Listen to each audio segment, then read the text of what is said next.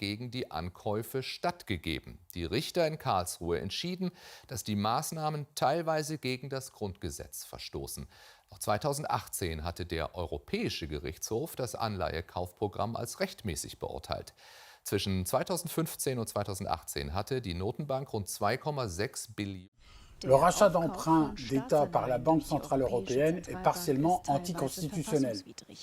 Telle fut la décision de la Haute Cour de justice de Karlsruhe. Concrètement, il s'agit maintenant de l'achat d'obligations d'État par la BCE qui, depuis des années, soutient principalement l'économie des pays lourdement endettés de la zone euro. Ces programmes de rachat sont une infraction à la Constitution allemande parce que ni le gouvernement fédéral ni le Parlement n'ont examiné les décisions de la BCE. Selon la Haute Cour de justice, la BCE outrepasse ainsi sa compétence. Ce jugement est lourd de conséquences. Fait unique dans son histoire, la Haute Cour de justice de Karlsruhe constate que les actes et les décisions des institutions européennes ne relèvent visiblement pas de leurs compétences et par voie de conséquence ne peuvent être appliqués en Allemagne.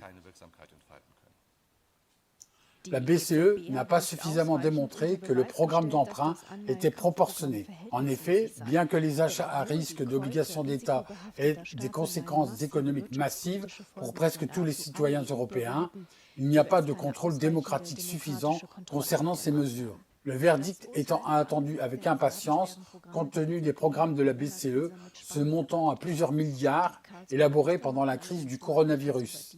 Les juges de Karlsruhe ont toutefois précisé que ces aides actuelles n'avaient pas été décidées. Néanmoins, les juges ont admis, « Mesdames et messieurs, à une époque où la solidarité européenne est mise en cause de manière sans précédent, la décision d'aujourd'hui peut sembler à première vue déroutante. » Selon l'arrêt, le gouvernement fédéral et le Bundestag sont désormais tenus de demander à la BCE de procéder à un examen de proportionnalité.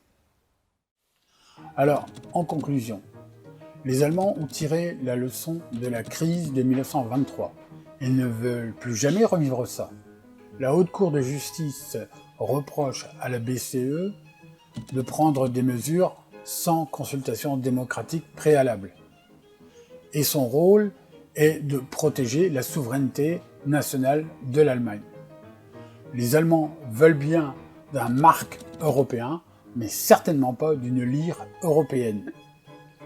Donc, lorsque l'État doit emprunter sur les marchés, quand il s'agit de l'Allemagne, qui a une très bonne notation des Américains, avec son triple A, elle emprunte à un taux d'intérêt négatif. Or, pour la Grèce, l'Italie et l'Espagne, c'est l'inverse, c'est des taux assez élevés. Donc, l'Allemagne ne veut pas être mise dans le même panier que tous les pays de l'Europe du Sud.